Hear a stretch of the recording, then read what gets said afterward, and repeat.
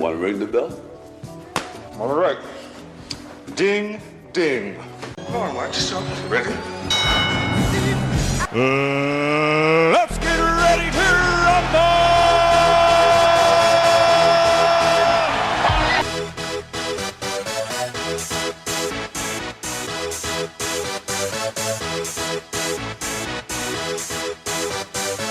Round Ready for one. this? Fight.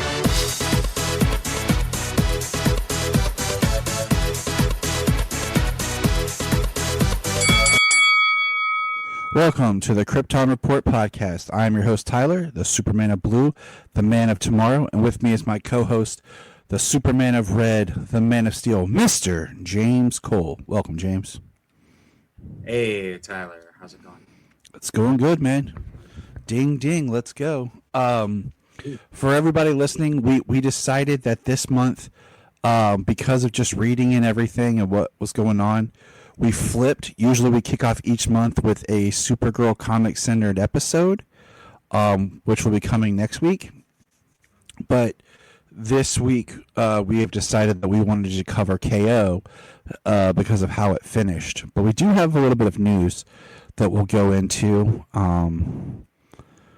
So we're going to do the news, then we're going to talk some K.O. But the first thing is, as of this recording, because of when we're recording it, it's kind of going to be weird. We have a 30-second Supergirl teaser saying that the new trailer will be tomorrow. And the biggest thing from it is we get the, hey, it's me, Clark. I'm worried. And he's like on the screen, looking for her, asking when she'll come back. She's on an iPod. And then it says, new trailer tomorrow. So that was pretty much it. I wonder if that'll be David Cornsweet's one appearance in the film. Will be him on a screen. If that's all we get. Yeah. And if that's what we get, that's what we get, but it's still continuity tie-in. So yeah. But that was exciting. That just kind of came out of nowhere today.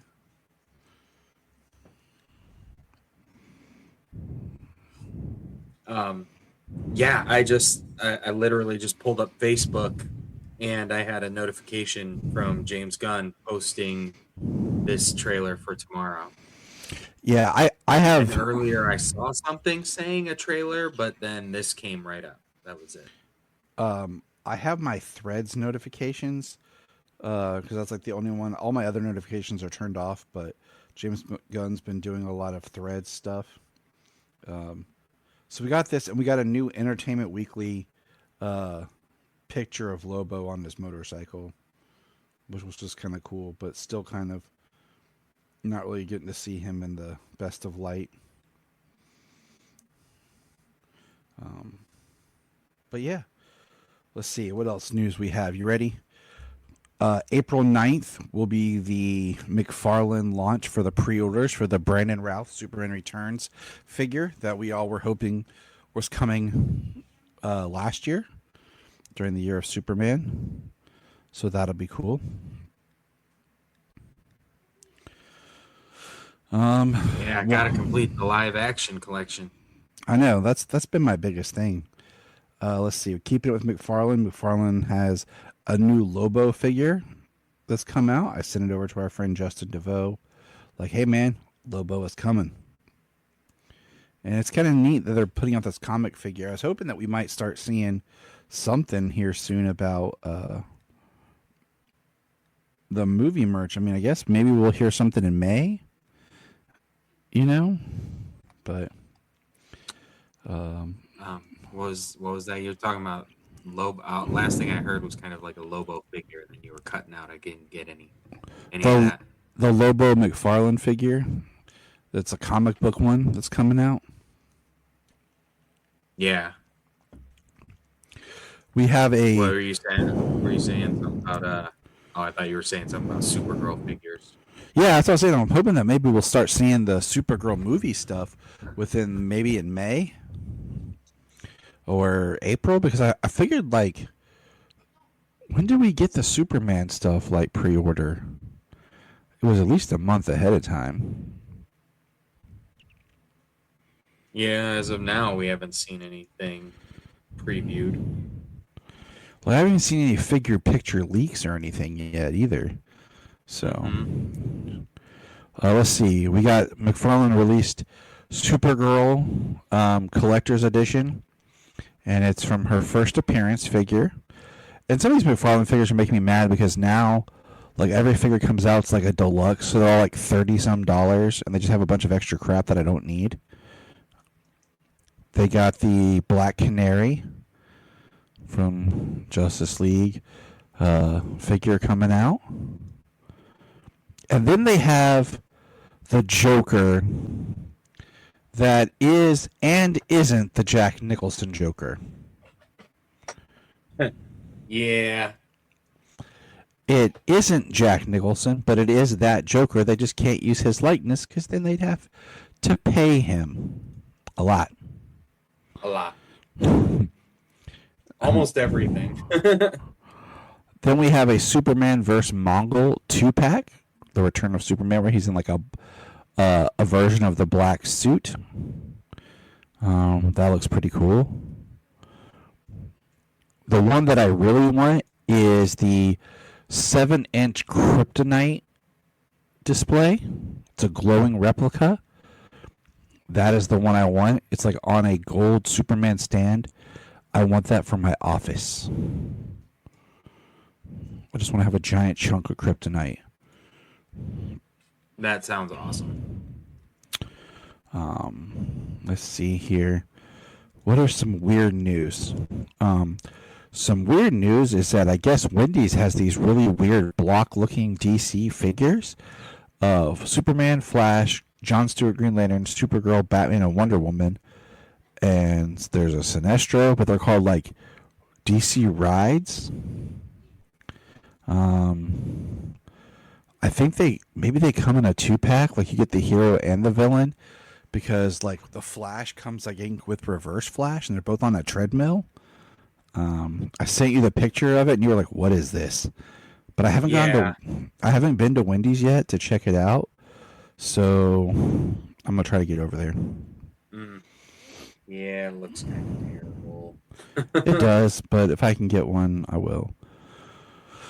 I sent you a photo of.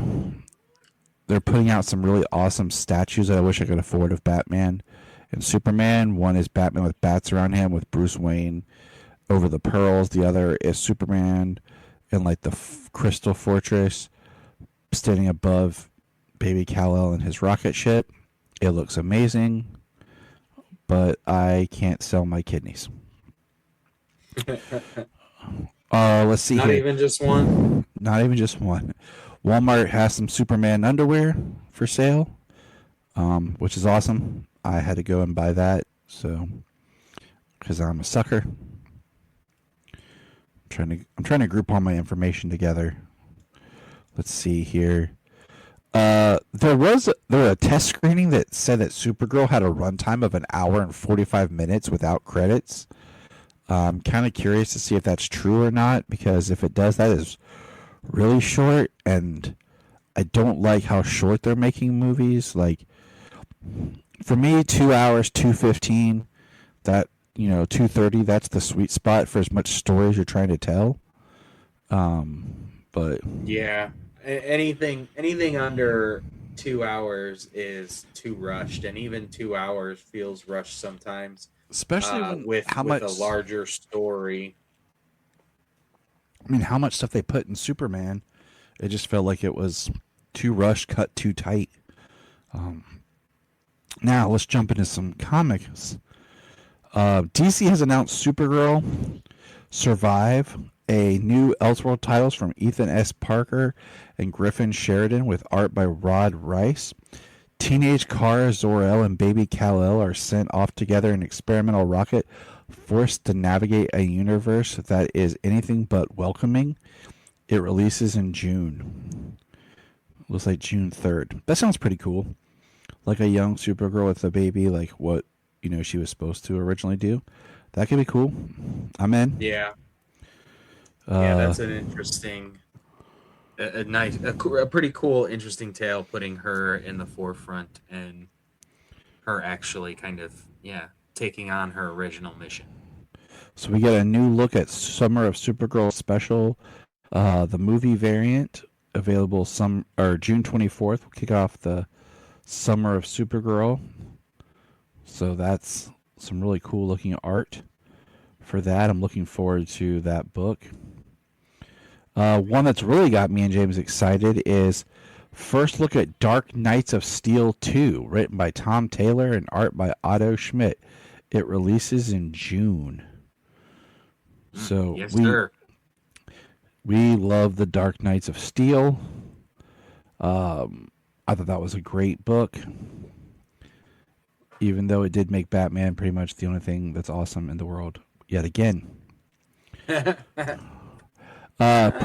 the only thing, but per Scott Snyder, the first ever Absolute Universe event will release in November. Oh, really? So, and well, as we are planned to discuss here this evening, we know that the Absolute has only begun. yes, because Scott Snyder confirms the Absolute Universe has no end in sight. He and Nick Dragotta have now planned for at least 50 issues of Absolute Batman. Well, that's awesome that you've planned 50 issues of Absolute Batman, but what about the other characters? They give us our first look at Absolute Penguin and Absolute Two-Face. So I'm curious about them just based on how those have unfolded. Let's see here. The Siegel and Schuster images if you can. The Siegel and Schuster Society. Oh, where'd my picture go? Will host the Cleveland Superman celebration on April 18th from 11 to 2 at the Cleveland Marriott downtown at Key Tower in Cleveland, Ohio. The event will feature a special luncheon event commemorating the anniversary of Action Comics #1, the historical publication that enters the Superman to the world. That's awesome. Wish I could go, but that day is we have planned for something else, super related. So, dang it, Schuster Society. And then the last bit of news that we kind of held off to the end is we lost another original Superman film cast member. Valerie Perrine has passed away. She had been battling... Yeah, Miss Tessmacher. We had recently talked about Miss Tessmacher. She had been battling health issues for a while. I actually was part of a fundraising group that helped raise some money for her a few years ago. It just gets harder and harder, to watch Superman the movie as you realize that so many people are gone now. It says she died at 82 on March 23rd, 2026. And what's sad is the only actors from the main two Superman films, the original two, is Jack O'Halloran, Sarah Douglas, and Mark McClure. So Non, Ursa, and Jimmy Olsen. And that's pretty sad. Well, the movie was nearly 50 years ago now. I know. It's just one of those things. After a while, you start. A long time. Yeah. Those people were full-grown adults back when they made those movies. And now we're full-grown adults, finally. Yep. And we're losing them, sadly. Oh, the way of the world, right? Time always passing us by. Yep. But that's all the news I got.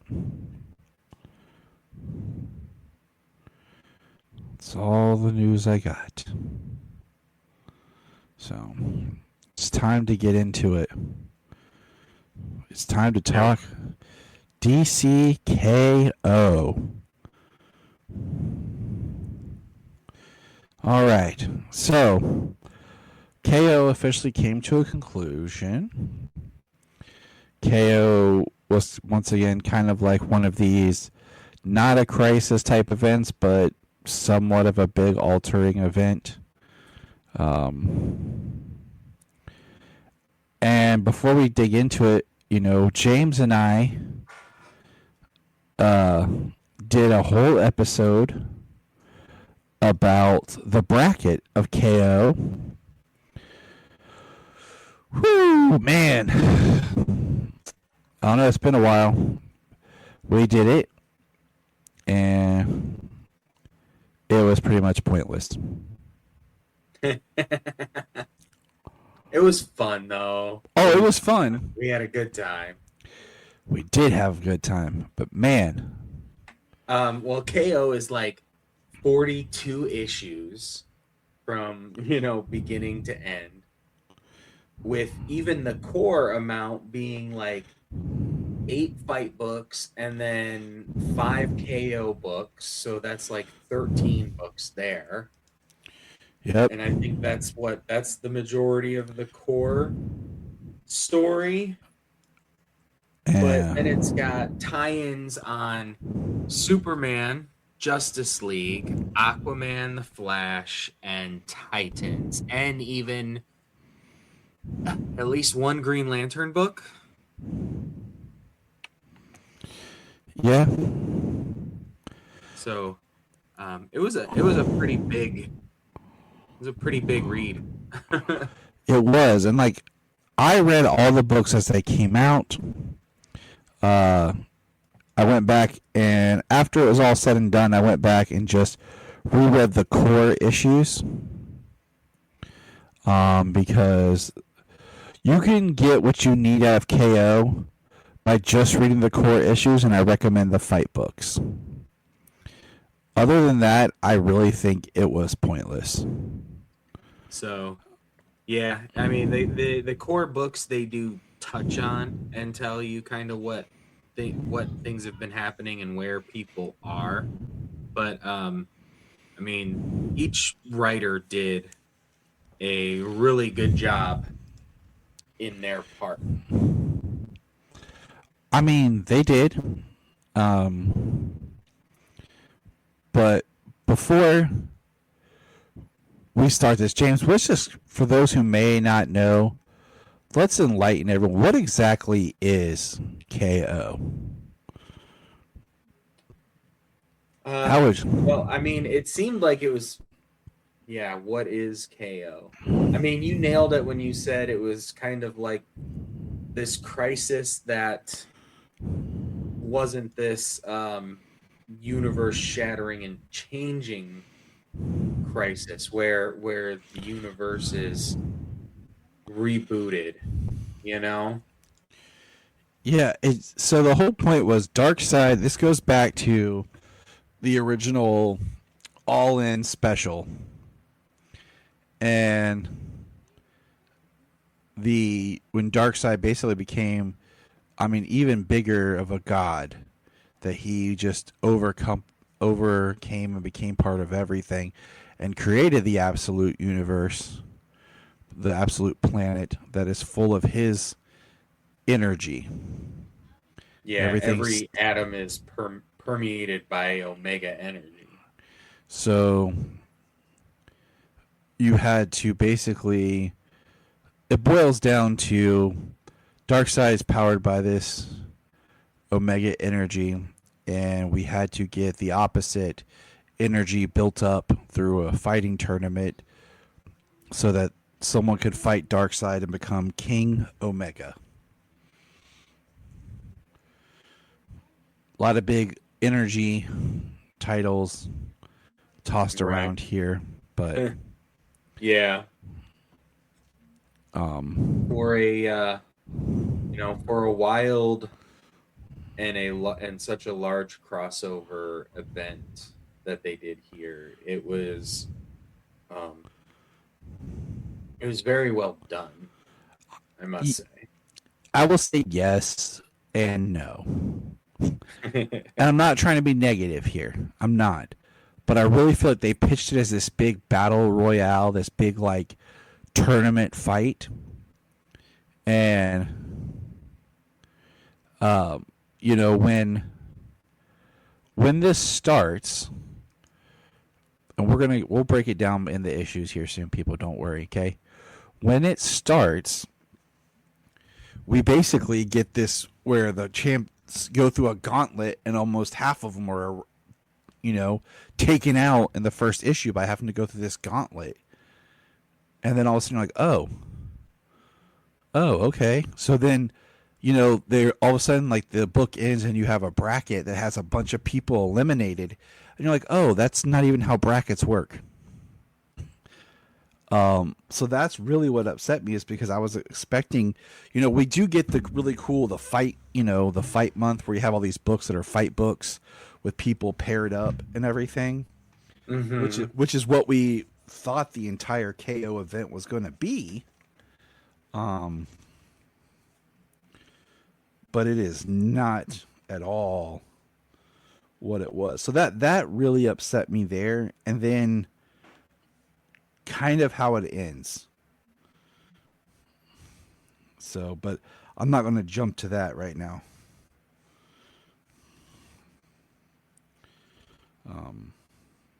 But yeah, I mean, so I have a whole list of the KO books, and let me pull that up because we had so many like tie-ins, and I just feel like most of them were just pretty much for nothing.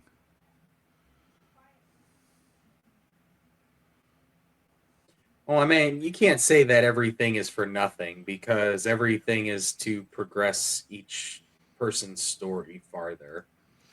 I mean, it's always the perpetual second act, you know. Right, but I mean, They when it came to the All In after that happened, you know, after Absolute Power happened, they had a shakeup. Things weren't exactly the status quo, you know.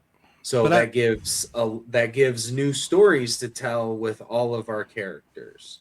but I'm just saying, but like the whole like stuff with like the Titans trying to get everybody off Earth, like I don't really need that, because what we know is Darkseid has already come and won, and they've gone back in time 7 days to prepare for this battle. So it's either they're going to win or they're going to lose. That's it. So do I, you know what I'm saying? Like, so I feel like I'm reading all these tie-ins where they're trying to get people off Earth. They're building these giant arcs, and I'm just kind of like, okay, like, I don't know. I feel like those are the ones, and like the Night Fight, good story. Bruce gets his own spinoff. It's a good story of what he goes through, but at the end, like, it just is like one line that gets dropped in the main books. Well, it's like for Bruce, it's like the freaking Bat God, you know? Like he connected a mother box to his heart to take him out of to boom tube him out of the tournament should he fall. Yeah. And I will say, like, reading on the app sometimes was a pain in the butt, because you would get a chapter that would drop before the other one would drop.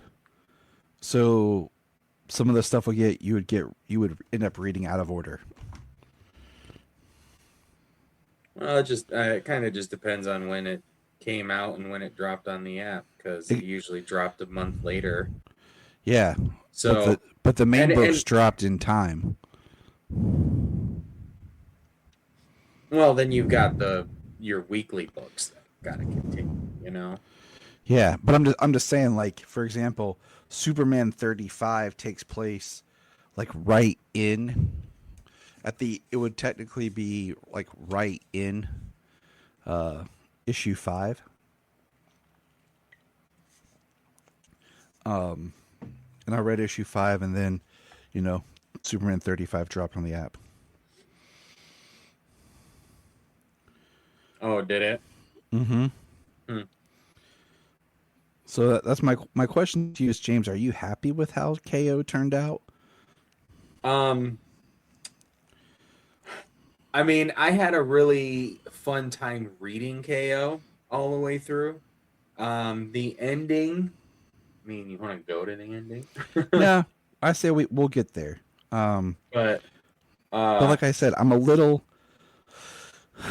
frustrated because, and I listened to an interview with Scott Snyder talk about this, where he was answering fan questions, which I thought, okay, that's cool, but it was just really kind of frustrating, because I feel like he makes a point about what Superman would do, and I think part of my biggest frustration is I wanted a tournament that really had to show some of the characters really fighting and what they're capable of and what they have to do. That would really test them more and more. And, when Scott Snyder talked about that, Dark Knight's medal was like a crisis event that was Bruce. Dark Knight's death medal was a crisis event that was Wonder Woman. So this is his kind of big crisis event that's about Superman. And I'm like, okay. But I mean, even as a Superman fan, I kind of didn't want Superman to win because I feel like that's kind of obvious. Like, yeah, Superman's going to win. well, we always kind of feel that way, don't we? And you and I, Somebody's always gonna win when it comes down to it. but you and I had talked about like the whole big Barda element, like how kind of cool that'd be about having Barda go up against Darkseid, and what that would mean for her and for her character and all that stuff. So we had talked about that, and that's who we had kind of picked to be our champion because I thought that'd be great character growth and kind of. Yeah, we had discussed a few different ways. I think that a couple of people, even Lex Luthor, how important he was within the Superman books as of late. How he could be like the King Omega, Uh-huh. And then, I mean, I would say that, yeah, I get it. It's Superman, and we had him be the champion here, which they seeded it from the beginning. Okay, they seeded it from the beginning, they did, saying that if he wins, like, he wouldn't change it. You know what I mean? He would make it better, but he wouldn't change it. And that's basically what he did. Yep. As the alpha. The only thing that I kind of thought, I don't know, I wasn't sure if I feel like it's fully a cop out or not, but where Time Trapper gives him all of the alpha energy that he's collected, the rebirth energy, right? which rebirth is a big deal in the DC universe. And I like it. Okay, I like it. At the same time, I'm with you. Is it kind of a cop out because through the whole thing, like Superman's pulling back, and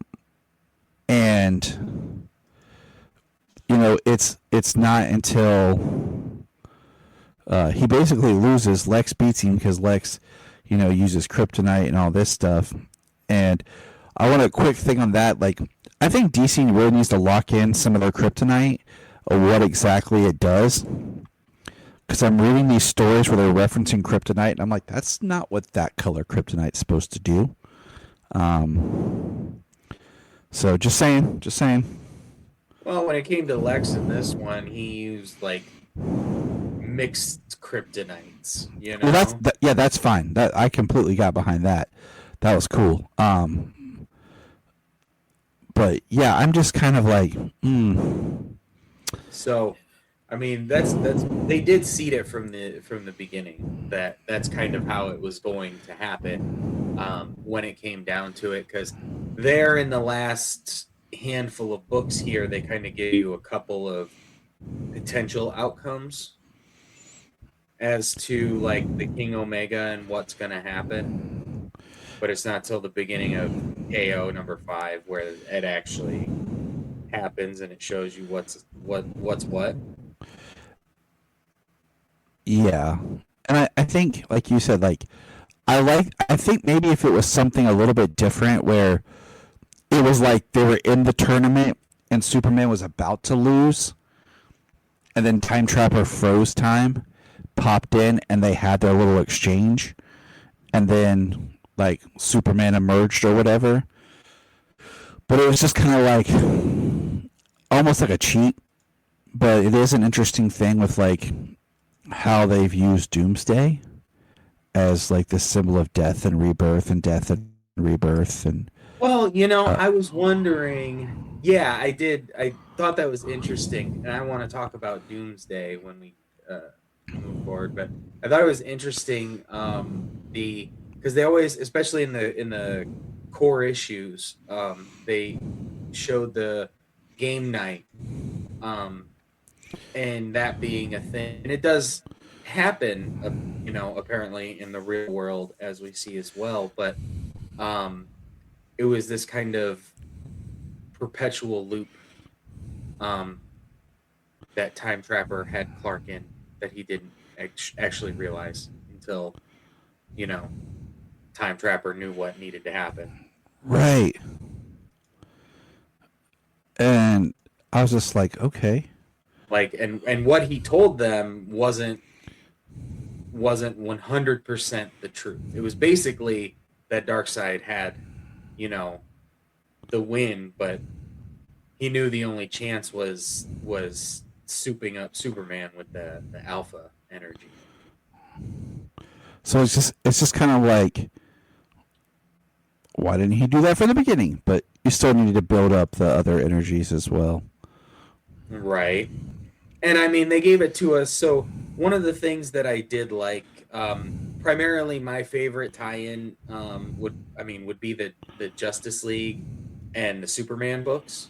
The Superman books, yes. I feel the Superman books are probably the strongest tie-in story.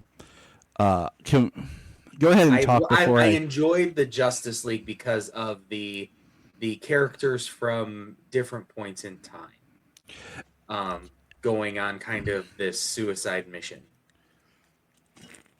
Where they were remnants of a time that has been basically absorbed by Darkseid. Yeah. So that was interesting. I thought it was a very cool read just to see the different characters from the different times like that, And Superman, in my opinion, was obviously the most strongly connected, being, Superman's sort of crisis. But having Superboy Prime in there and him and Lois doing their thing separately, they did do a pretty good job of keeping all of the characters at least doing what they were doing and doing them separately. Like the Titans paired off and they went out into space to Tamaran. They went to Gem World, and there was some other place they went. Why am I blanking? But and then Wally and Bart had a time travel escapade through a breaking down timeline. Yeah, you're right. I'm glad I'm glad that they gave in DC K.O. the Kids Are All Fight special. It was a John book. I'm glad he got his own book for the most part in this event, That one was not bad. But I'm going to go on a tangent here. The boss battles was bullshit. It was 100% bull crap. Like I'm so glad I didn't pay for that book. Like I read it on the app. And like I'm trying to stay calm here, but it was just, oh, boom, they're dropped. And then maybe a page or a panel or two of them fighting something, and then they're pulled out. That was it. It didn't even really happen. Like The fight didn't. There was no resolution in any of the fights. It was just like, oh yeah, they generated some Omega energy during the fight, and it's over. It wasn't even like a whole, like if they would have done that book like the battle books would have been amazing, but no, they didn't. And like the Superman versus Homelander, which I thought was gonna be awesome, no, it was like right as they started to really fight, the book ends. They go back to where they were supposed to be. I agree. Honestly, my favorite part of that book was Joker and Annabelle. I mean, yeah, yes, that was cool, but Because yeah, well, I it was really funny because if you've seen the movies, you know that you never see the doll move. yeah, because it's not the doll, it's not the Yeah, doll, it's the it's demon not the that's doll. moving the Joker's doll. like, I saw you move. So yeah, it was funny. Like, and I'm okay with that. Like, I'm okay with that being funny. But I'm just like, some of these other, I really wanted to see a good fight, and I feel like it was just a waste. So I'm really glad I didn't, Right. spend money and buy this issue. But that's all I'm going to say about it, because really, at the end of the day, it proved like it really was nothing other than what you said about they just gathered energy. Like, Yeah. like I read it one time and that was it, and I was mad. I don't remember who was it who fought the Mortal Kombat characters. It was Black Lightning and Plastic Man, Yeah. and they fought Sub-Zero and Scorpion. So, and that could have been amazing. But what do we get? Not that. So there was a little bit of that. Yeah, that book was not. I was like, okay, this is definitely a filler book where they just had opportunities to be like, oh yeah, check this out. Look who we got to use. Look who we got to bring in here. Isn't this neat that you could watch Superman fight Homelander? We all know you want to see this. Yeah, And, like we want to see Superman beat the living shit out of Homelander. and what do we get? Nothing. So, yeah, Boss Battles book was pointless. Now, okay, let's break it down. We're going to start with KO issue 1. We're going to kind of go through the main books, and, we'll talk about other things as we go through the books. Sound good, James Cole, my friend? Sounds good. All right, let me get to my app here as I bring it back. Give me a minute.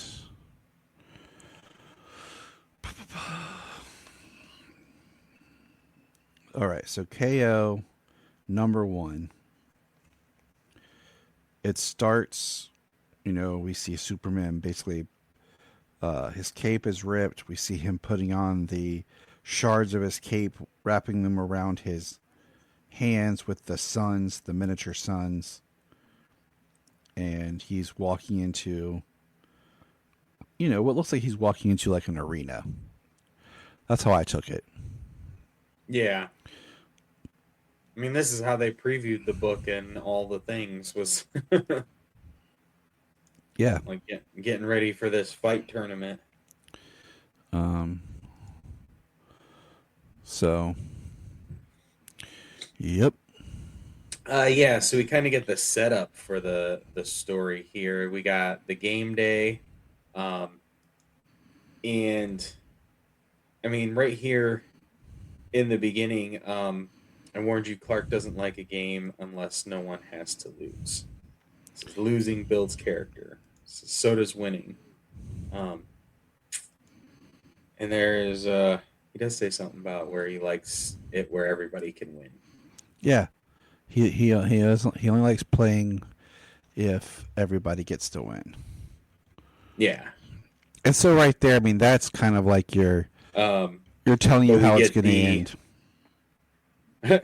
They do. They really do. And it's funny to see that after the fact. But I don't think everybody was like, oh, yeah, that's how it's going to go down.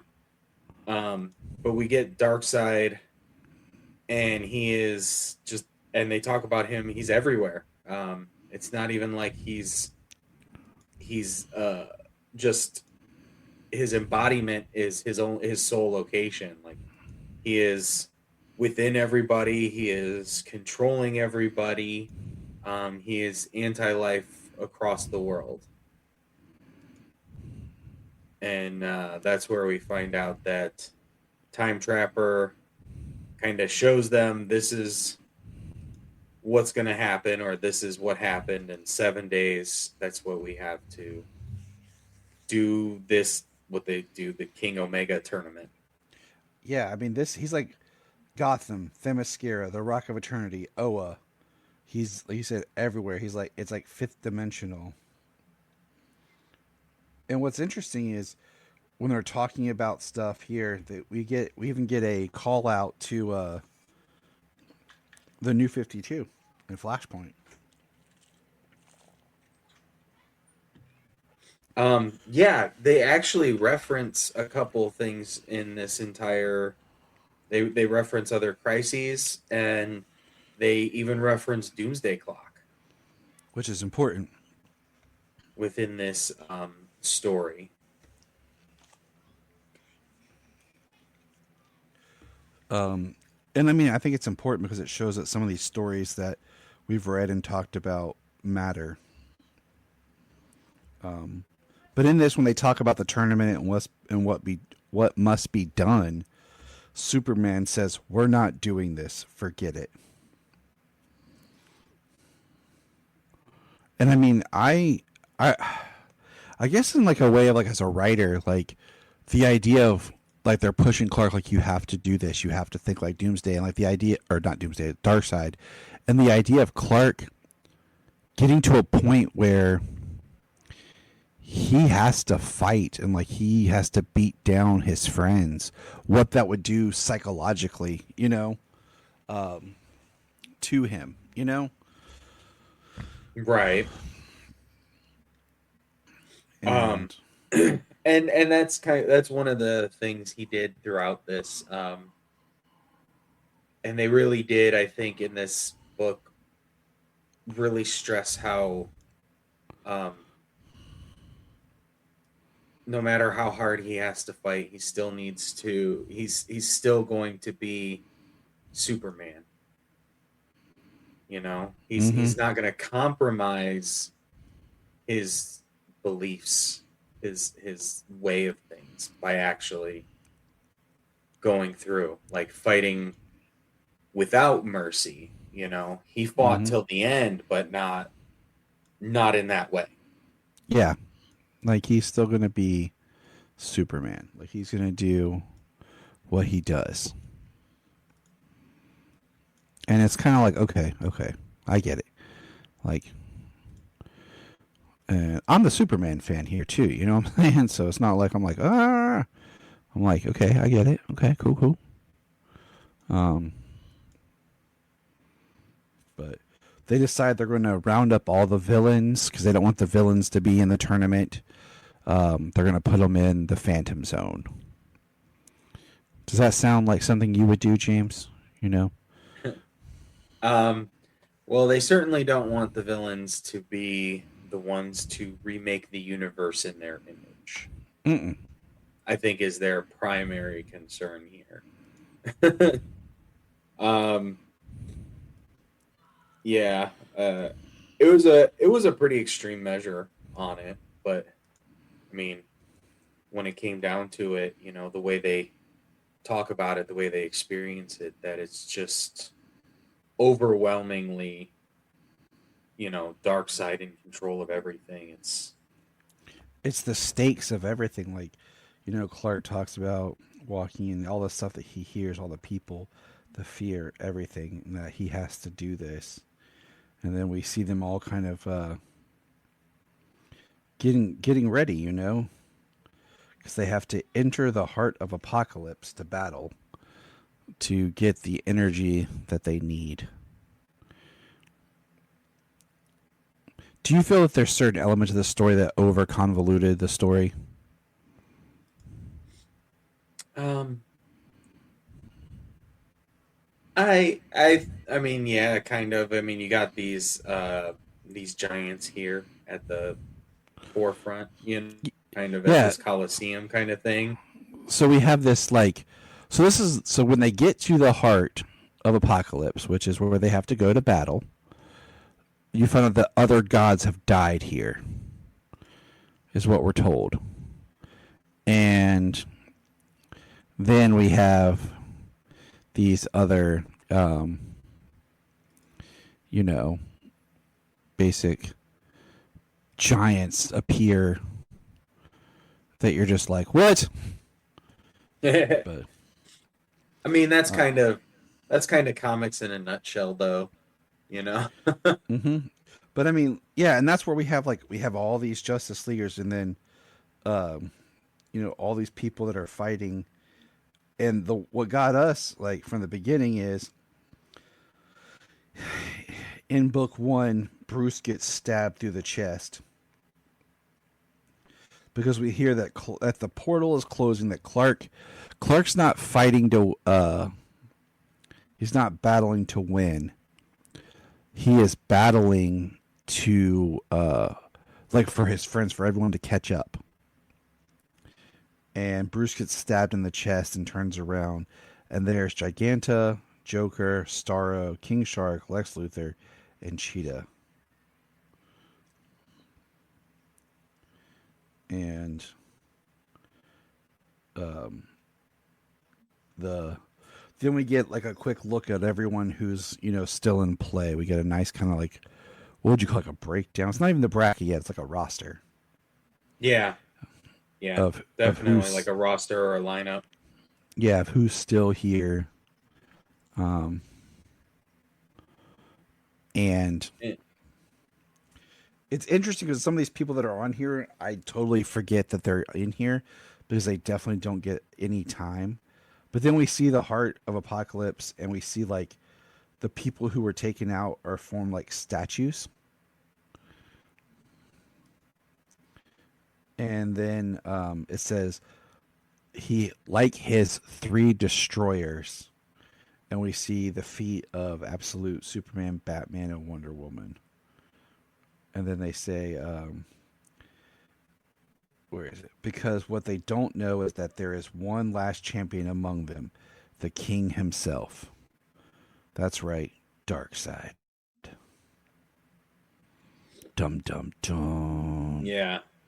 Um, and not having read the core book all through again, like they kind of give it to you here that Darkseid is like probably within Booster Gold, his shadow, because World Forger's shadow is his own, whereas Booster's shadow is Darkseid. Mm-hmm. It's very Smallville. Darkseid Darkseid is. is. And so then, like on the last page, we have the bracket, the infamous bracket that we talked about, and the Batman is marked off. Yep. Marked off And with a smile. so, and like I said, it's frustrating because they did this bracket, but this is not how brackets work. But all right, so now we'll go into Well, issue it's two. kind of funny how I mean, they did this bracket, right? Mm-hmm. And then they, um, the way that they actually entered us into this thing was like everybody who's there has potential to get on the board. Um, and these are the people who got on the board. And Like, so they gave us a bracket with names, and half of them didn't, like, they weren't going to end up there. I mean, in some respects, I kind of wish the like instead of 5 issues, it was a little bit like 12 because of how much stuff happens like in a panel or in the background. And you're just like, oh, oh, whoa, what happened? Where'd that person go? Well, I mean, isn't that like par for the course for crisis art? Everybody's got to be involved. You know, you got to be able to put as many people in the panels as you can. And we'll talk about as we get going here in issue 2 more. But issue 2, okay? So issue 2 has a little bit of like a weird twist to it. Because issue 2 is you find out that everybody, there's like objects, artifacts. And hold on, I'm trying to boot it up. You have to find an artifact, and when all the artifacts are found, if you don't have one, you're eliminated. So now that's not even a fight, really. Okay, that's scavenger hunt. Yeah, it's a treasure hunt. We have Blue Beetle's Scarab, the God Killer Sword, Warlagog, Adam's Belt, Mother Box, Psycho Pirate's Medusa Mask, Thor's Hammer, Bane's Venom, and this is where we talk about the other gods that have died. The Speed Force Ring, Power Rings of the Lanterns, the Genie Pin, Claw of Horus, Soul Taker Sword, Lasso of Truth, Cosmic Rod, and one mystery item. And then it says, basically, begin. And the whole thing is, as they're going, Clark's basically making sure that Lex doesn't succeed. Which makes me why he didn't like just kind of like rip apart Lex's suit and dismantle it. You know, instead of just throwing him, like heating his suit up or just like ripping the metal apart or I don't know, just making sure that Lex can't pursue anything. Right. But so we have a lot of battles going on. We have Wonder Woman, you know, battling Etrigan here, and Giganta's coming. But then Giganta gets large, and then you hear, "You call that big?" And we see the Joker with Adam's belt on, and then he basically steps on Giganta, and there's a parental advisory explicit content box, which I thought was hilarious. Yeah, and then there's a couple more 2 panels over after he throws a couple of people in his mouth. Yeah, I just wasn't sure who it was. It looks like, is it Cheetah and Connor Hawk? Yeah. You know, and that's why I'm saying, like, it's the stuff that happens that you're not so sure about. Like, we have Plastic Man fighting Metamorpho, and Metamorpho takes out Plastic Man. Jay Garrick has the sword. Harley Quinn finds the Speed Force ring. She gets. Well, I mean, so, like, yeah, I mean, like, we get the bracket, right? So all of these people are involved, but then, like, the Joker smashes Giganta and then eats down Connor Hawk and Cheetah. And that's knocking 3 people off of the bracket there. And that's not even, like I said, it's not how a bracket works. It's not how a board works. Well, I mean, if it was a round per round, you know what I mean? But they definitely changed it up for each section. Well, that's what a bracket's for, you know? Now, if you had done the bracket just for the All Fight Month books, that would be different. Yeah, I agree with you on that. I don't feel as strongly as you do on it being a problem the way they, you know, did each round. So, during the whole battle, Clark's keeping Lex away, but what we find out was Lex says, "So thank you for bringing me to the Phantom Zone. It was revolutionary. I wanted you to feel what I felt, so I brought it to you." And he basically cuts Clark's hand off using a Phantom Zone blade. And I was like, dang, that, you know, Superman just got all Luke Skywalkered or Anakin Skywalkered or Thor. You know, anyone who gets their hand cut off here. And then I thought at that point Superman was not going to move forward within the story. Right. And that's why I'm like, oh, okay. You know, we have Lobo gets Venom. we have Cyborg trying to get to the mother box.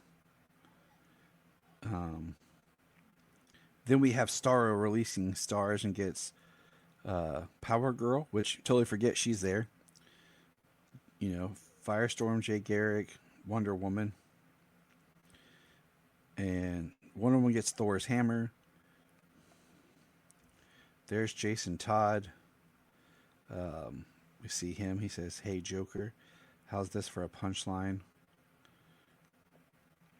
And we have Guy Gardner always trying to get a piece. And then here we go. Here's the one.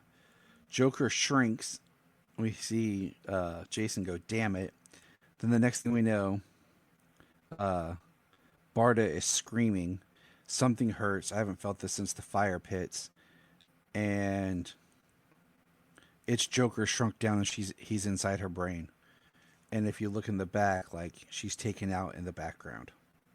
Mm-hmm. And that's when I'm like, oh, so Barda got taken out like a chump. And then we have Vixen and King Shark battling.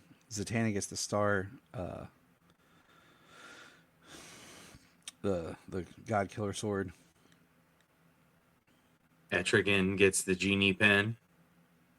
Luther goes and him and Star Sapphire battle to get all the lantern rings, but Luther gets the one ring that he wanted, which is the Black Lantern ring, and he raises all the dead gods. And then, not to mention, we didn't mention this, Lex shot a bunch of kryptonite shards into Superman. Like, yeah. And then Supergirl's flying to Cal to give him the Medusa mask. She gets knocked down by Captain Atom. Here come all the gods, you know. Clark has his big moment where he removes all of the shards from himself, and then basically he has the mystery item he thinks of. He thinks of what Bruce had said to him, and what we find out is the mystery item is to act and think like Darkseid. So then, and he says, "I am Luthor, I'm Superman, and Superman is," and the mystery item is the Omega Sanction, the power of Darkseid himself. And then we have Luthor screaming. Guy Gardner gets the Whirligog, and once that happens, the champions have been decided. And now they're reduced to even more. Yep, down to 16. And then once we get that kind of our new updated roster, we go over and we see that it's Booster Gold that actually is Darkseid. And he grabs the Time Trapper Doomsday and says, "It's time I enter the arena." Now, I just want to throw this out there. I wish McFarlane would make a Time Trapper Doomsday figure. I would rock that, and I wouldn't mind that'd having. be awesome. And I wouldn't mind having a Clark figure of like a torn cape with the suns wrapped around his fists, you know, and kind of busted up. So, and then we're back here to our bracket where people have been eliminated, and we're seeing, you know, and this is kind of where the real bracket actually starts, you know, because this is where we're set up now for the All Fight Month, which is Superman versus Captain Atom, Guy Gardner versus Jay Garrick, Aquaman Hawkman, Lex Luthor and the Demon Etrigan, Zatanna Harley Quinn, Swamp Thing Cyborg, Wonder Woman Lobo, and Zatanna and Harley Quinn. So, all right, James. We're going to talk about, you want to hit just kind of like who wins what in the fight issues? Yeah, we can get to the fight issues. It's kind of where we are here now, huh? Yeah, so I mean, Superman versus Captain Atom. That was pretty cool. The way they kind of gave some history on Atom and Superman, and some of these books, the way that because they were best 2 out of 3, so um, each fight had three rounds or up to 3 rounds, um, and some of them would go back and forth, some of them wouldn't. I mean, in this book, we get Superman is the champion, is the outcome. He wins Yeah. that round versus Captain Atom. Not for lack of trying, though. Captain Atom was being he was being pretty ballsy and being very uh,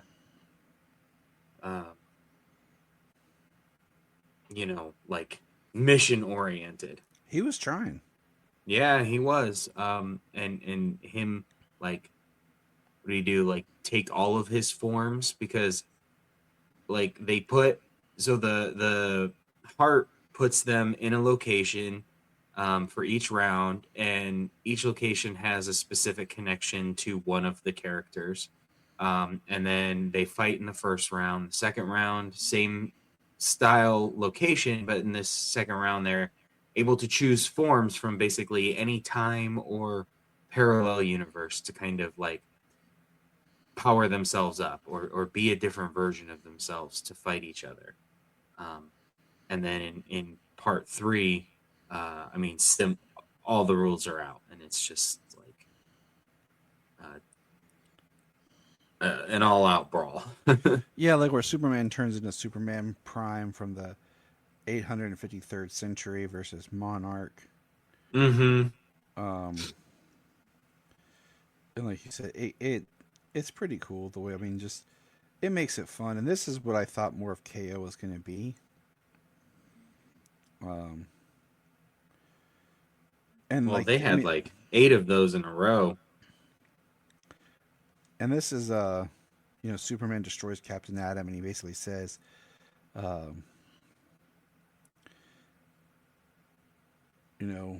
at what cost? Captain Atom was right. I can feel the power from the heart growing, reaching for me. It corrupted Captain Atom, but if it could do that to someone like him, and dot dot dot, and it says, prepare for the next round. And then we see that time trappers got thrown out of a watchtower by Darkseid /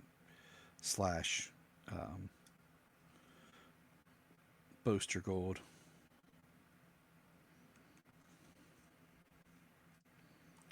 So, of course, Superman won that one. No surprise. Yeah. Not really. Some of these were surprising, so I wasn't sure who was going to win. I mean, Lex Luthor versus Etrigan, I knew Luthor was going to win. Right. That one's like, oh yeah, that's going to happen. But the others, Wonder Woman versus Lobo. I mean, that's an interesting fight, and then the way that they had that they revoked Lobo's status for not being able to die. Yep. For the fight, it was pretty fun. I mean, that's what gave him the best advantage.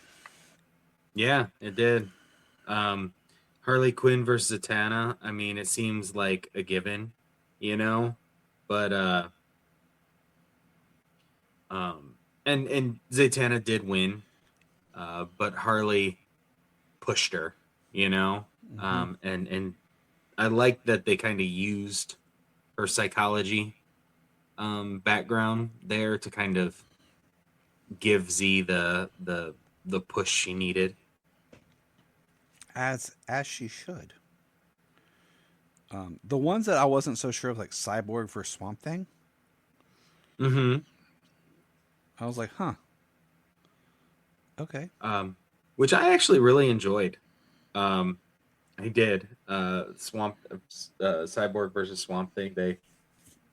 They had interesting go of it, Mm-hmm.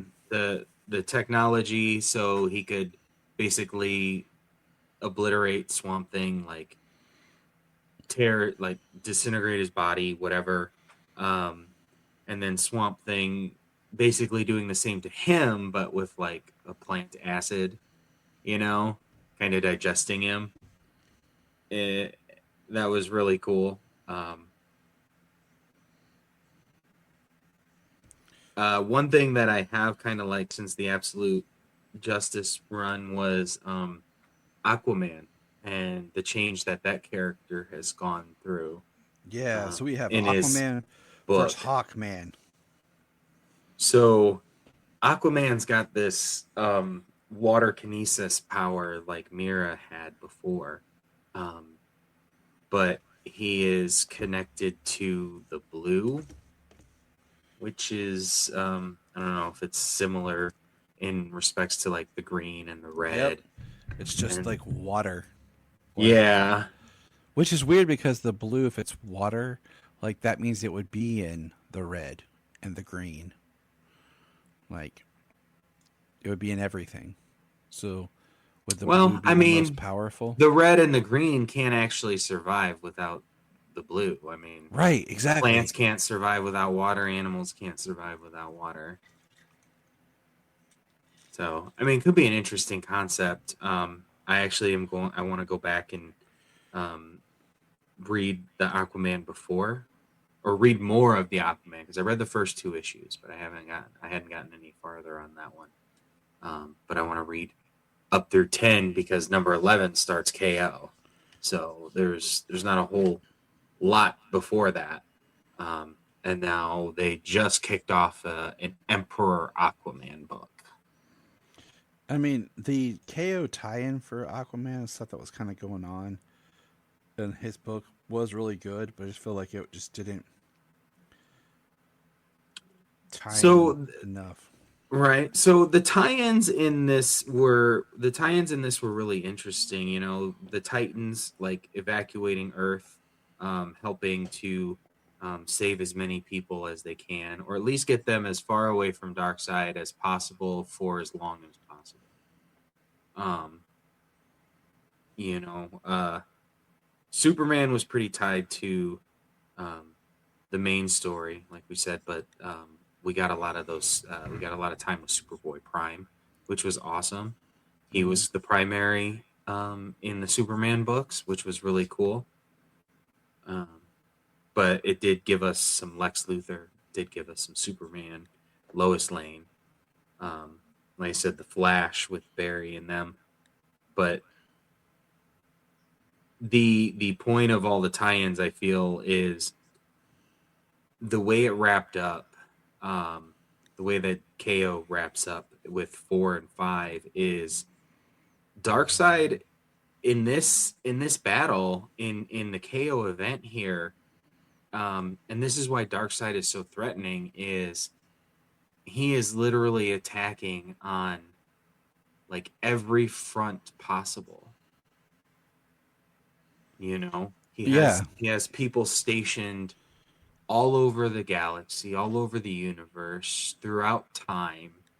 Um, And and we'll get there when we get to the end a little bit more of like how Darkseid's attacking because I want to hit on that okay, when we. So let's just finish up the. We yeah, we had got Flash versus Green Lantern, Jay Garrick versus Guy Gardner, yeah. which I thought round one was really freaking cool, just for the fact like Jay Garrick was trying to tell him, what's up, and then he's like, "Okay, you want?" And he's like, "So we can do this, you know, the fast way," and he just starts running around him, and I thought it was really cool and really, awesome of Guy to just do like this huge expanding saw blade.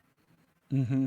Like you just run around me. It doesn't matter where you are right now. Zoom. I was like, oh wow, that was pretty cool.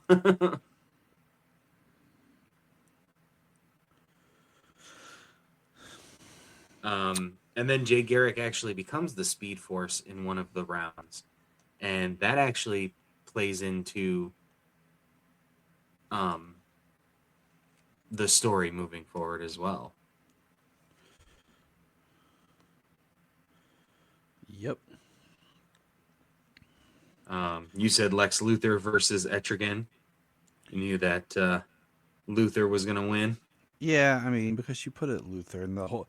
I mean, you've already, like you said earlier, you've already seeded so much that the Clark versus Luther, you know, Well, Williamson being one of the primary writers on this whole series, and him writing the Superman books the way he has for like the last 33, 35 issues or whatever. Yeah, so Um, you knew Lex and Clark were gonna be like it was coming down to them. right. What did you think of Red Hood versus Joker? That's probably the strongest one, just because there's so much at stake. So much You know, history there. yeah, and like uh, like they beat each other to a pulp. They take the different forms. Um, there's a scene where Jason's carrying out Joker like he did to him with the bomb. He beats him with the crowbar. Um, round two, where it's more Robin and the Joker. And round one is, more just standard Red Hood versus the Joker. Yeah, round one, they go to Ace Chemicals. They get to basically like go to the Joker's personal place, and the Joker is basically like, um, in his unique way, like he's one of the few people who could ever survive um, the acid bath he took, and it kills Jason. And then in round two, it goes back to Death in the Family when Joker beat and blew up Jason. Um, but within this story, you got that history, saying Jason saying he was holding back because he didn't want to disappoint Batman at the time. Um, the things he knows now, and he beat Joker, and um, he came out. Joker died. He's the one who died in the explosion. We get a shot of Jason holding Joker the way that Batman held Jason. That's what I just like. If there's any of the fight books, I think Joker versus Red Hood is definitely the one I'd recommend. And then, of course, Superman and Captain Atom. Yeah. I do like I mean, yeah, part three, like it is a brawl between the two. Jason gets stabbed and cut multiple times. He's bleeding heavily, and he beats the Joker basically to a pulp, basically dead. The only reason Joker survives is he's got a defibrillator on his heart. So when he dies, it kind of zaps him back to life, and Jason bleeds to death. But with this story being so personal as it is, um, Jason talking about this book is really cathartic for the Jason character, and I hope that they use it moving forward. Um, that way, he's not as personally as strongly tied to Batman and the Joker as he was before. He's kind of his own character, and in this, it's like he is a Red Hood of his own design from when he was a kid, when he made himself his own hero. So I Yep. think I hope that catharsis moves forward with Jason. All right. So now it's time to get into number 3.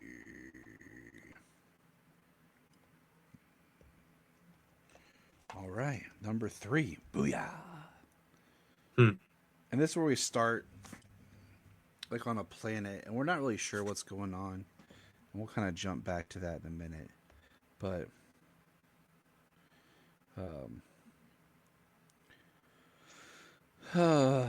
they're all kind of getting like it's like Superman wakes up from a dream, and they're all the champions who are left are all in a room now, and they see the statues of all those that have gone before. And what we learn, they all had a vision of what it would be like if they won. It says, in round 3 of the tournament, in pursuit of victory, Darkseid occasionally allied himself with unexpected beings, so for this battle you will fight in teams. Each of you must choose a partner. Yeah, Wonder Woman says, from where among ourselves? And no, it's the champions that have fallen before. So here we go. We have Guy Gardner and Hal Jordan. Superman and Shazam. Lex Luthor and Supergirl. Aquaman and Hawkman. Wonder Woman and Big Barda. Cyborg and Connor Hawk. Zatanna and John Constantine versus the Joker and Question Mark Man. Yep. So the first battle in Arena 1 is the Two Lanterns versus Superman and Shazam. Do you want to go by like how the book goes or just by the battles? We might as well just go by the battles, I guess. Probably save Superman for last. All right. So Arena 2 is Aquaman and Hawkman versus Lex Luthor and Supergirl. Supergirl turns on Lex Luthor and says, why would I help you? And Lex Luthor basically cheats because he shoots Supergirl with a cocktail of kryptonites. It's red, but it's all altered kryptonite. So I spliced red kryptonite with silver to heighten delusions, added a speck of black to cause violent dissociation, and voila, Designer K. So Supergirl looks like she turned into Mr. Hyde from the League of Extraordinary Gentlemen movie, and she's basically beating the crap out of Aquaman and Hawkman while Luthor just watches. Yeah. She uses her heat vision and takes off Hawkman's head and smashes Aquaman just into the ground, into oblivion. So that is that battle. Now we will jump back to Arena 3. And that is Barda and Wonder Woman versus Connor Hawk and Cyborg. This is probably my least favorite of the battles. Cyborg tries to give Connor Hawk some tech updates. And basically they end up winning because Barda punches Wonder Woman super hard and she uses her bracelet for the energy. And it says the gauntlets were forged from the Aegis. They don't just deflect blows, they amplify them. The blast could shake the heavens, or in this case, hell. And then Barda says, was this why you chose me, Diana, my strength? No, you were trained in the fire pits of Apocalypse. You know the way of war there. And she says, I need you to tell me everything you know about the heart of Apocalypse now. So she brought her back for information. And then finally in Arena 4 is Zatanna and John Constantine versus the Joker. And the Joker pulls in somebody, and it is the Batman Who Laughs. Right, James? Well, that is who he shows us. But Constantine is quick to catch on, says, this doesn't smell like the dark multiverse. Trust me, I know a con when I see one. And the Joker says, the jig is up. And Batman Who Laughed gives a snap. And we have Emperor Joker. We got Joker and Mixie. I think that was pretty smooth of the Joker because he brings in Mixie. Which we just covered Emperor Joker, and we know that he did a hell of a number on the universe. So he basically when he had fifth dimensional powers. So he wins that one. So yeah. Takes out John and Zatanna with no problem. So now we'll go back to Arena 1. which is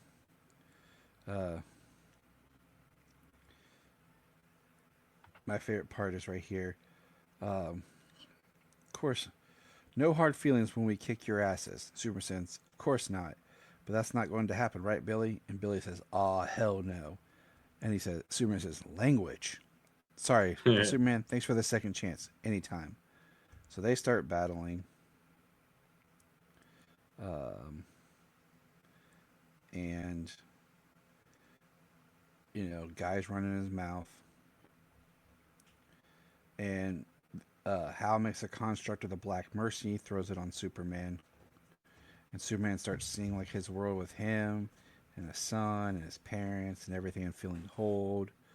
But he breaks that energy from the construct from them. And then he knocks them both down. But then he goes over and tells Billy why he chose him. Because he can share his power. And Billy says, Shazam. And there's Superman looking really awesome except for the earrings. Yeah. Like, the earrings really make him look awkward because nobody else has earrings. Yeah. Like, he's got the, Superman symbol that forms into the Shazam symbol. And now he has the power of Superman and Shazam. And we see the fear on both Hal Jordan and Guy. And he defeats both of them. And we see their rings dissipate. And then we have this. Well, I mean, one of Superman's biggest weaknesses is magic. And now if he's powered by magic, he no longer he at least has an extremely strong resistance to it as opposed to the usual. Exactly. And we get the quote, across the way, he sees Lex has won too. But there's something in Lex's look. Something Clark isn't sure he has ever seen in those eyes before. Admiration. And then it's over and stands Joker, Lex, Clark, and Diana, which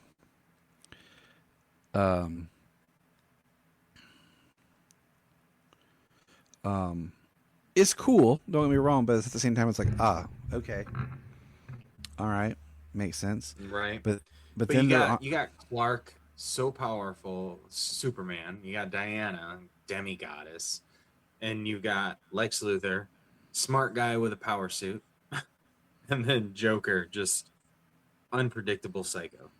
Yep. And then you have the idea that on a world that belongs to the King Omega, Darkseid. Seems you ran out of time, Diana, so yes, this is your Earth, but you are no longer its champions. They are. Now let the true fight begin. There stands absolute Batman, absolute Superman, absolute Wonder Woman, and Booster Gold with a beard. Well, Darkseid Gold. Darkseid Gold, I like that. And then we have our bracket continued to where it basically says Wonder Woman versus Joker, Superman versus Lex. But once again, this bracket doesn't matter. No, not really. And not in the way that we expect brackets to matter. And now we go to KO 4. I like they got round 4 fight. It's very video game. Mm-hmm. So I like the KO cover. With the absolute trinity. Mm-hmm. And they start fighting. You have Wonder Woman versus Wonder Woman. Superman versus Superman. Mm-hmm. And then Joker switches sides and becomes part parademon.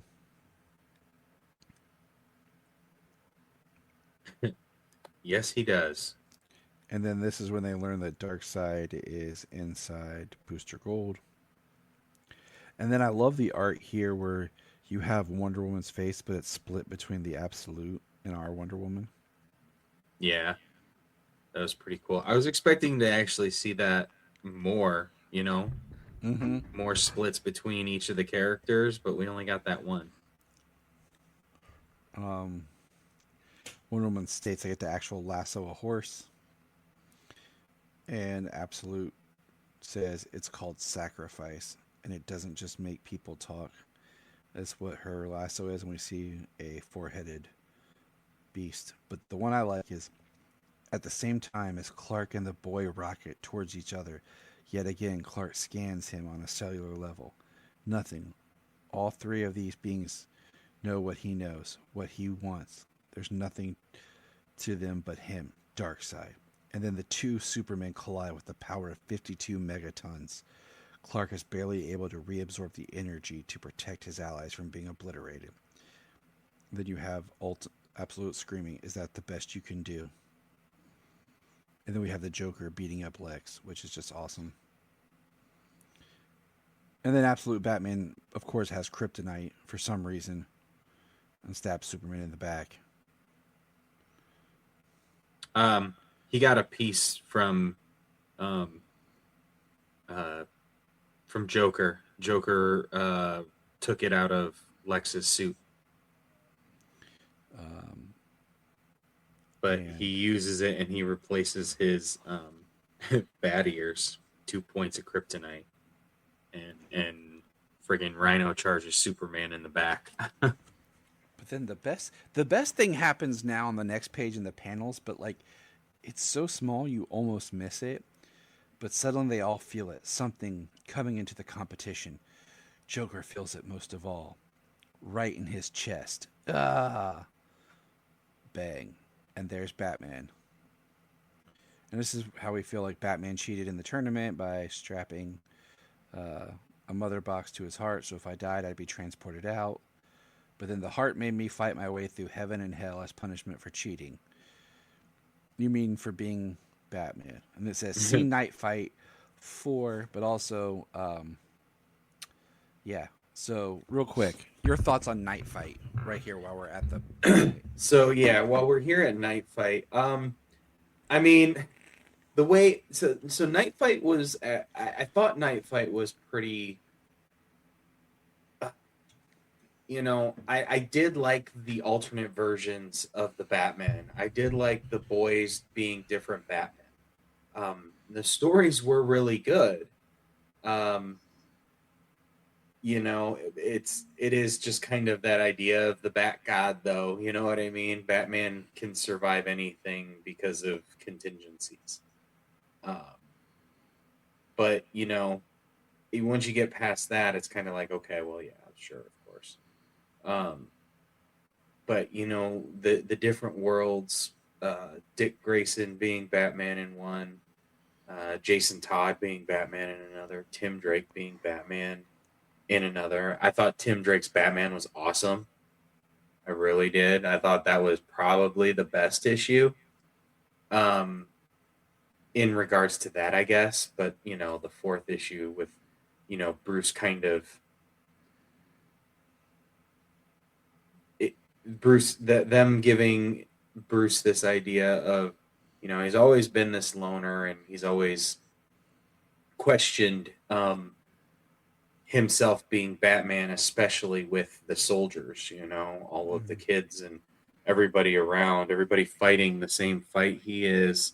Did he drag them into it and everything? But in it, the outcome being that it was for the best, for them and for him.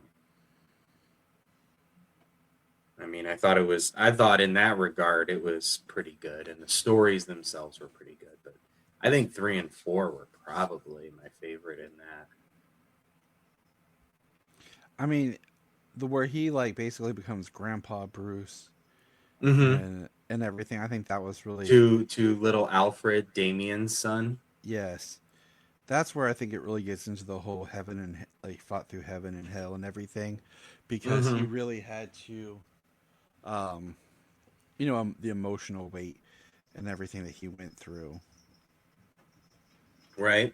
Well, and then we got the idea of Flashpoint, and we had the Flashpoint universe still existing when it shouldn't. and Thomas Wayne and things like that. We've got these universes that were created by the Omega Heart or the Heart of Apocalypse, and now they're like existing realities, or Yeah. at least I mean, part of that a was pocket reality. part of that was covered in like there's a line in Doomsday Clock where it mentions that the New 52 Earth got splintered off into its own universe, that every timeline that happens doesn't disappear, it just becomes part of the multiverse, part of the metaverse. As the core starts over again, it's preserved on a different Earth. But so that's what Batman dealt with and came back. He appears. He says, Batman says, "Who's the kid?" He says, "They're Darkseid. They're all Darkseid." "Then go get him. I'll take this one." And it's, "Let's do this, rich boy. You know I fought a lot of Batman lately, but that is the ugliest bat symbol I've ever seen." I did like the meta thing there. A lot of people say that. And then he gets bigger and he says, "How's it looking now?" He says, "It's growing on me." Well, because Absolute Batman is pretty awesome. Um, The comic is wild. it is wild. I like it, but I don't love it.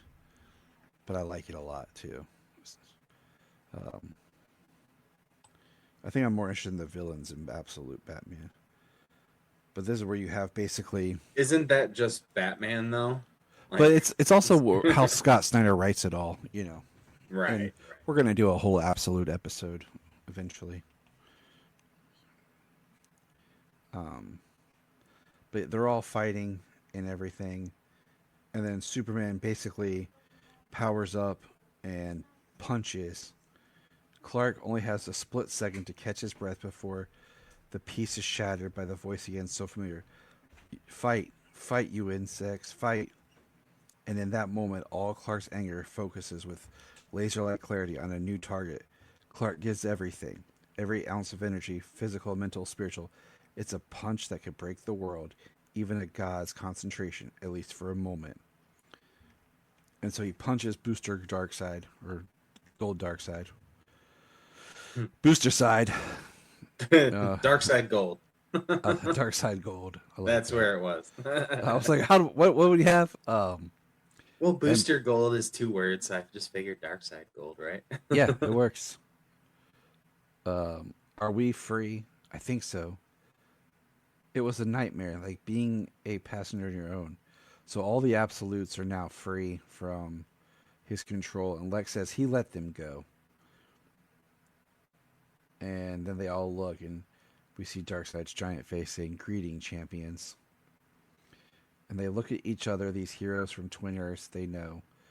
No, they are at the end now. The final round is all that's left. For a split second, Clark's mind goes back to that game night.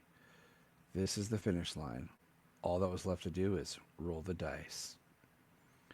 And we see the absolutes with Lex Luthor. And then Darkseid starts using his Omega beams, taking them out.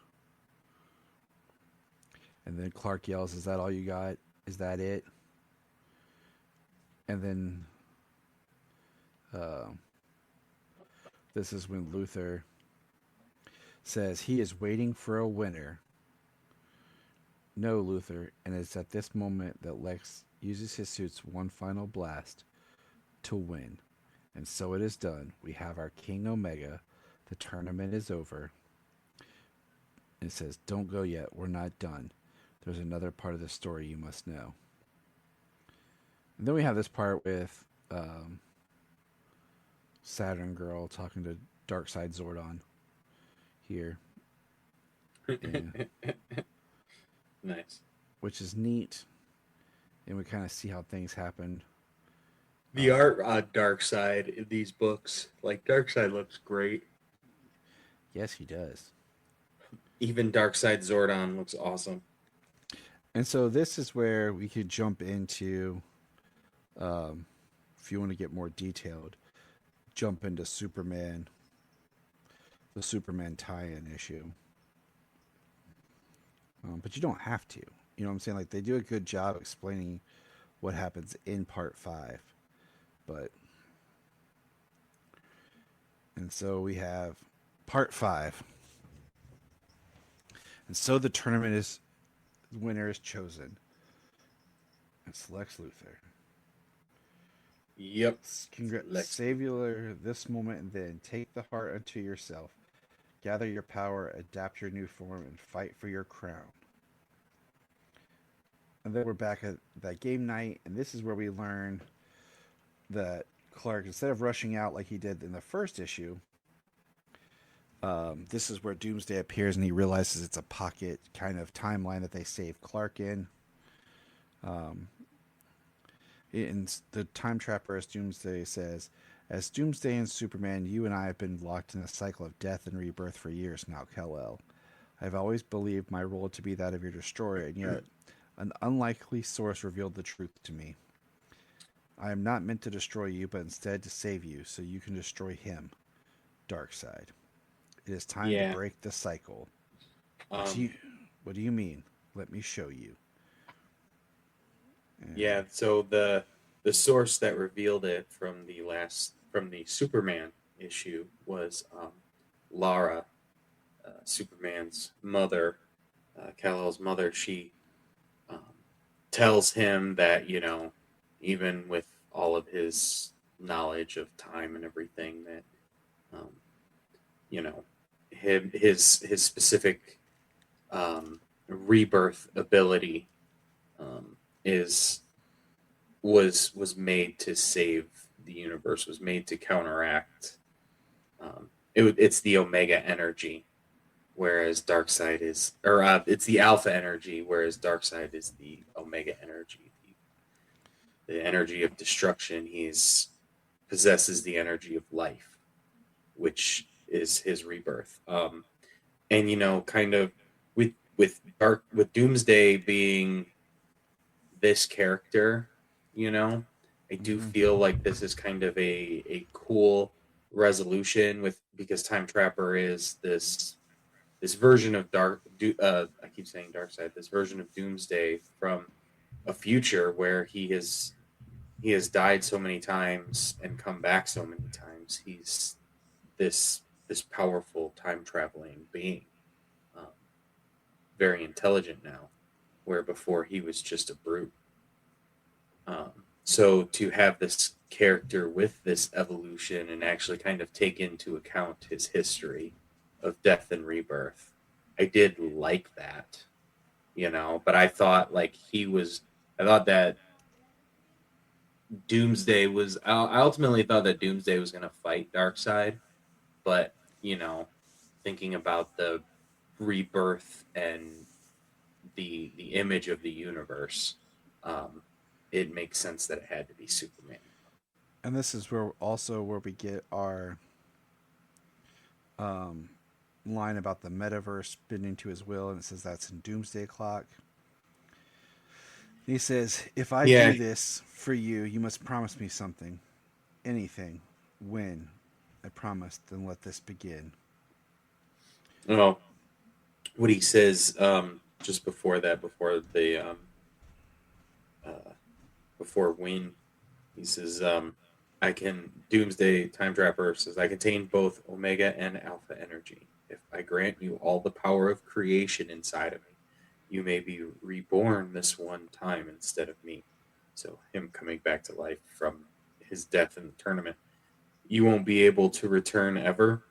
And Doomsday says, listen to me. If there is a being who is meant to be King Omega, it's you. Some think the universe already tries to bend towards you, that it's a metaverse rather than a multiverse, reactive to you. Even if that is not the case, it should be. And that is our reference to Doomsday Clock. And then he says, when, and then we see him giving Kal-El his power, and what's neat is we have all these different drawings of Doomsday in the background. And he says, goodbye, Kal-El. And then there's Luthor yelling, the power, everything, yay, and then something cracks, something deep inside. If only he had a mouth to smile. And then we see Luther and smile. Then he says, then all that is left to say is, and then says, all that's left to say is, ding, ding. We have a new King Omega. And Darkseid's like, as I had hoped, Kryptonian, now don your crown. And then this is where it gets ridiculous. Right. Superman, they're talking about all of this stuff, time and space and atoms and quarks and gluons and the Big Bang. And Clark talks about the life and the millions and millions of years that pass. He's basically imagining his universe. And he absorbs the heart and becomes the King Omega, and they begin to fight, and they are everywhere. Whereas Darkseid was everywhere in the beginning, they are everywhere. Metropolis, Themyscira, the Rock of Eternity, Oa, as they battle. And here it kind of ultimately does nothing to Darkseid. Darkseid fights back. He's not even fazed by it. And they battle. What's neat is that when they're battling like through time, and we see them fall through these like panels that show like different times and era. Another era becomes this Darkseid. Another, I feel myself convulse. Darkseid lands a hook across. Clark is constantly barely held together. Lines snapping. The Big Bang itself, the only thing left unclaimed by Darkseid. Which I did find that kind of cool, where Superman says, I have him right where I want him. And he says that he has the Big Bang right at his back. He has all of creation to fight for, all of the power of the creation to fight for. Yep. And it says, we have ourselves a fight. It says, there you are. Boom. What did you... In Kansas, it's called playing possum. And now he really looks like the King Omega. It says, I send all the Omega in me to his arms, his fists. They go blow for blow, punches that make the whole galaxy shudder. Hit him, Clark, now. Darkseid is bigger, stronger, but Clark is gaining. And it's like, how long have we been fighting? 1,000,000 years, 100,000,000? No more rounds, no titles. Just existing or annihilation. Keep going. You know, so they just keep... Does King Omega Superman look like Nicolas Cage Superman Lives, with the suit with the like light bands going through it and stuff? A little bit, yeah. And then this is what's... See, this is where I wish the art was a little bit more like... we could see more of it. Yeah, there's some really awesome panels and splash pages here. And then there's some, like this page, where it's kind of plain. There's not very much detail in just about any of the panels. It's like, because it says, it's everything you want, but maybe not me.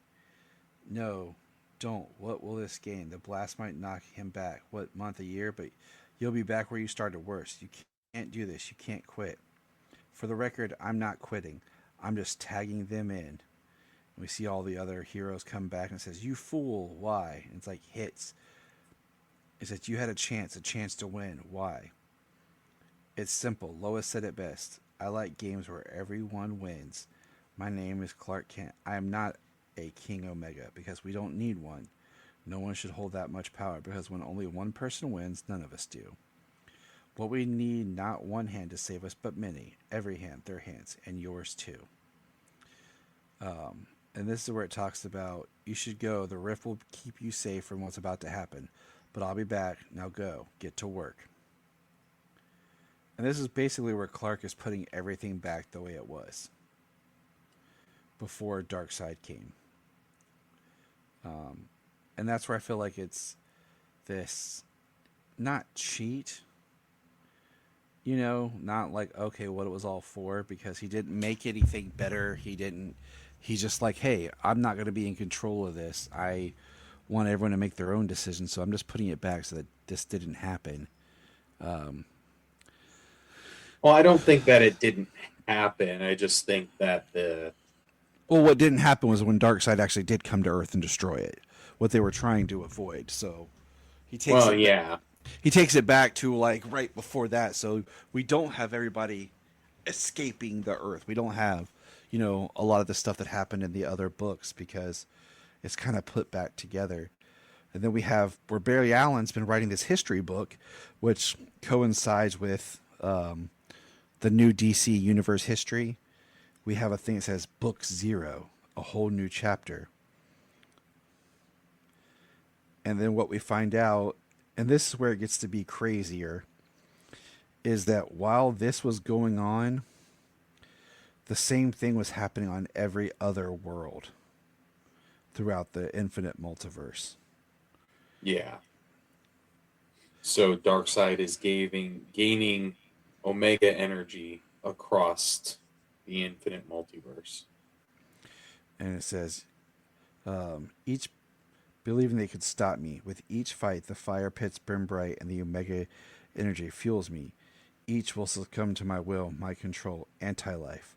Once the infinite earth fall, there will be a crisis of absolute proportion. The end for now. Mhm. And then this like the K.O. aftermath is in DC Universe All In Act 2. New series and storyline starting in March 2026. And that's where I was kind of like, okay. In one breath, I get what Superman was doing, and I guess maybe he was the only one that had the chance to actually defeat Darkseid. Because the thing about Darkseid that we often forget, the way they write it, is he's outside the multiverse.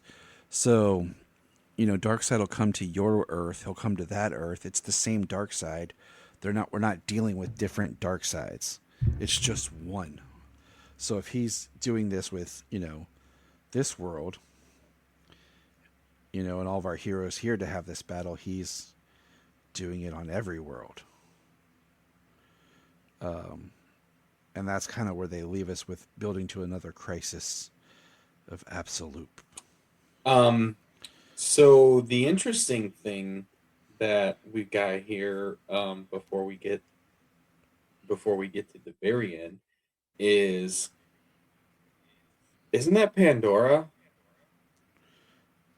I think so. with Darkseid from Trinity War? Could be. I've So not that heard would if it is be or isn't. That would be interesting. yeah, that would be a very interesting connection. And yeah, like we're getting like an absolute crisis. Um, that's wild. Yeah, I'm like, so is that going to be what next? I feel like that's what it's going to be like next year, I guess. Like we'll build up to that next, after whatever the big event thing is that Snyder was talking about in November.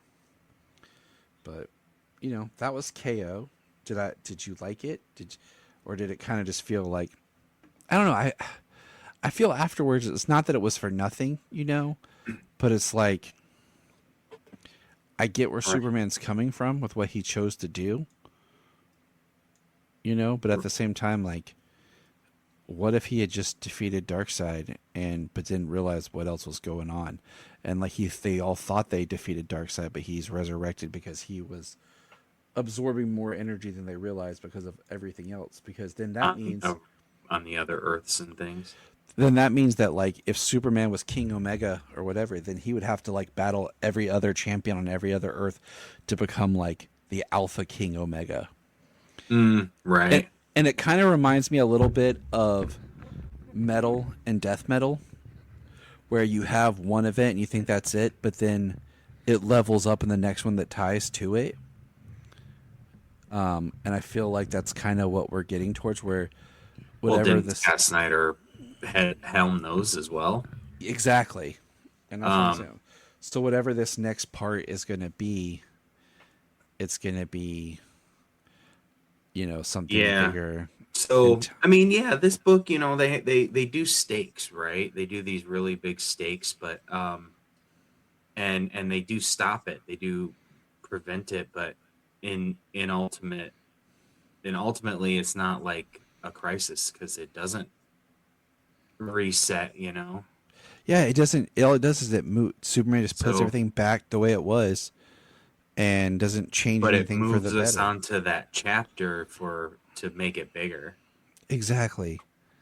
So I don't know, man. It's weird, but yeah. But I don't hate it. I wish. I guess I kind of wanted something a little bit more. You know. I don't know. But I want to know what the listeners think. Like their feedback would be welcomed. Yeah, there's some ups and downs. There's some pros and cons, but I mean, ultimately, reading reading it in its entirety, I had a good time, kind of with the structure that they built with the whole universe here in this event. Yeah. And you know what? When it comes down to it, this is an event. You know, we're almost like, we do say that they have a lot of events, right? They do, and they do. All comics, they always have different events. That's where we get our crossovers. That's where we get bigger threats, bigger stakes. But you know, with DC and stuff, they're always like crisis, crisis, crisis, right? Every time Yeah. it's got a reboot, it's crisis, crisis, crisis. But it's nice having an event that's not just a crisis.